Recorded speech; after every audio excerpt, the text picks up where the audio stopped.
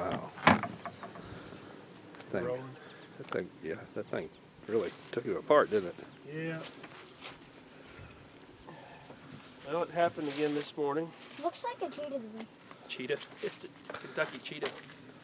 So this is probably a, I don't know, 15-pound cat. Probably. Definitely an adolescent, not mature. I didn't even look to see what it was. That's male. But 7.5 minutes of Mrs. McCottontail. Came right in.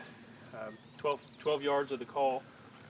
One thing I've learned, because I missed a bobcat at this spot 2 years ago. It was actually on a double. I had 2 coyotes come in. One was color phase.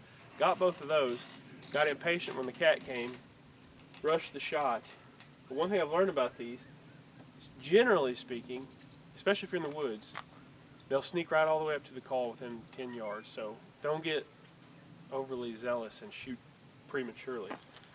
The other thing I wanted to say about this is look what this, come here and look at this. Look what this Hornady 53 grain vmax did to this bobcat. So I hit him on this side over here, somewhere up in here. I haven't found the hole, but it exited, took out part of that shoulder, and we just have a massive hole here. You can't sew that up. What I'm going to do is split him probably, and just make a wall and tan him and tack him to the wall. Still be cool for the kids to come up and feel him. But the one thing I wanted to say, because I always look this stuff up on YouTube and nobody does these videos, this is real world example of fur damage.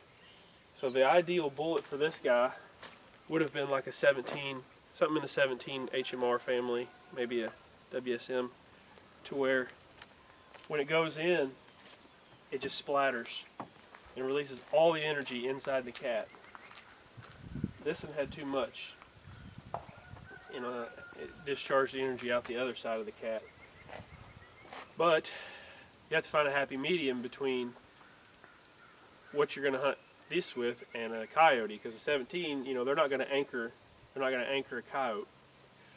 And so you have to live with some fur damage if you want the good balance between the two. November 28th, bobcat's been in for about a week, and yeah, this morning made it feel easy. But I hunted all last year, never called in the first cat. And I actually ain't done it since 2022.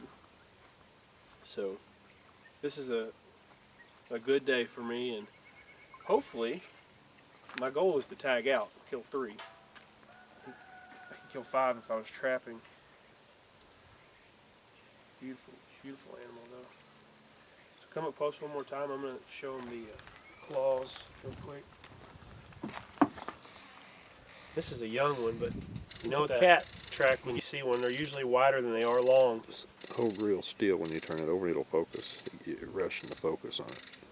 So, problem with when you know a cat track, they're usually wider than they are long, and there's usually no claw prints in it, because naturally they retract their claws.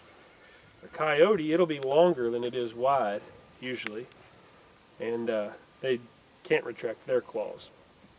Also, they're like a 60-40 ratio, so their front paws are going to be usually, I don't know if they're deeper or wider, more their weight's over it. And then look at these teeth. I think it's so neat how they have these black and white patches on their ears. Even this guy right here's got a healthy set on him. He's only half the size of the cat that I shot in 2021. Man. You talk about a killing machine. This guy's so agile. Killing turkeys at will. Which I think this is the reason we don't have hardly any turkeys. Comparatively. Alright, well that about wraps it up. I wish I'd got it on film, but I didn't have the camera this morning. So, yeah, Dad, do you want to say anything? Good job. Pretty cool. Alright. Say say when. It might just come forward instead of zooming, because zooming adds instability. So here's the claws again better. So I didn't get a good. Just watch this thing. That thing just launches out of there, and it is sharp. So the cat I killed before, the claws were probably twice that size. And them right there ain't nothing to sneeze at. And look at these.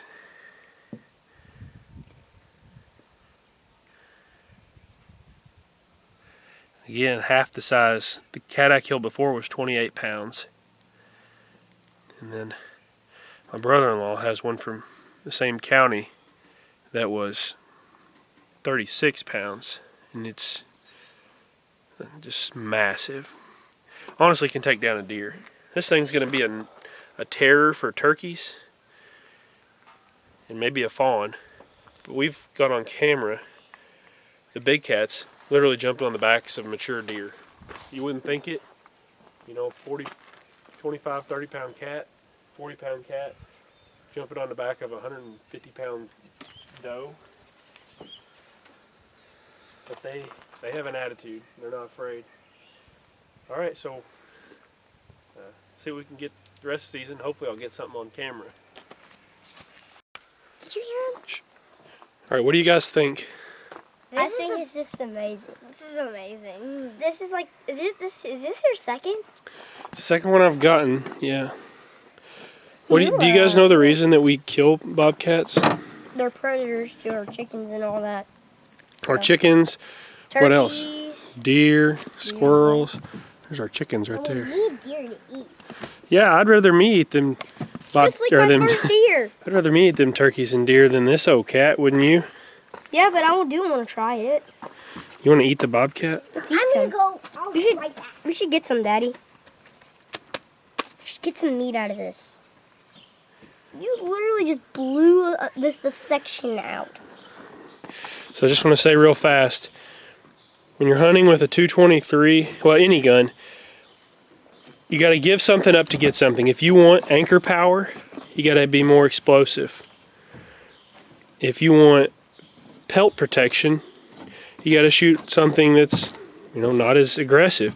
And see, that thing did blow apart. There's a piece of my bullet. But if you were gonna only hunt for bobcat, you'd be better off with something in the 17 HMR family, the 17 family rather, or something that's an FMJ. But the problem, there's where I hit him right there, and that front shoulder. Stop! I'm trying to show you. So I hit him right here, and it just absolutely blew out in there.